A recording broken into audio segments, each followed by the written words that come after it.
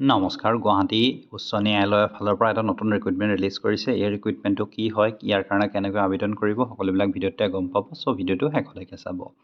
এতিয়া যদি আমি চাবলৈ যাওঁ তেন্তে গুৱাহাটী হাইকোৰ্টৰ ফালৰ পৰা ল ক্লাৰ্কৰ কাৰণে তেওঁলোকে এটা ৰিক্ৰুইটমেণ্ট ৰিলিজ কৰিছে। আৰু এই ৰিক্ৰুইটমেণ্টটোৰ কাৰণে যদি আপোনালোকে চাবলৈ যায় তেন্তে ইয়াত আপোনালোকক 30,000 প্লাছ চেলাৰী পাৰ মান্থ প্ৰদান কৰিব। ইয়াৰ কাৰণে যদি চাই তেন্তে এডুকেশ্যন কোৱালিফিকেশ্যন আপুনি গ্ৰেজুৱেট হ'ব লাগিব, নতুবা post graduate in law or doctorate in law from a recognised university হ'ব লাগিব।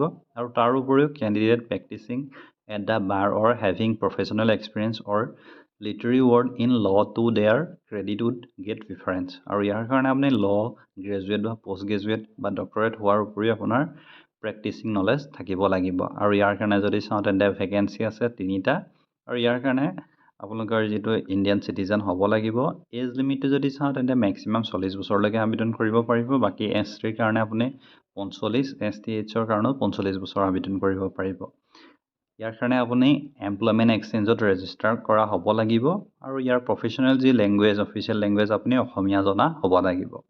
এতিয়া আহিলোঁ অনলাইন আবেদন মাচুল। আবেদন মাচুল যদি চাবলৈ যাওঁ তেন্তে আনৰিজাৰ্ভ OBCৰ কাৰণে 500 হয়, STH প্লেইনৰ কাৰণে 250, বাকী PWD কেণ্ডিডেটৰ কাৰণে কোনো ধৰণৰ আবেদন মাচুল নাই। ইয়াৰ কাৰণে আপোনালোকে আবেদন কৰিব, অনলাইন আবেদন কৰিব পাৰিব। অফিচিয়েল ৰিক্ৰুইটমেণ্ট পৰ্টেল গুৱাহাটী হাইকোৰ্টত তাত যাব লাগিব। তাত গৈ পিনি আপোনালোকে আবেদন প্ৰক্ৰিয়া আৰম্ভ কৰিব পাৰিব।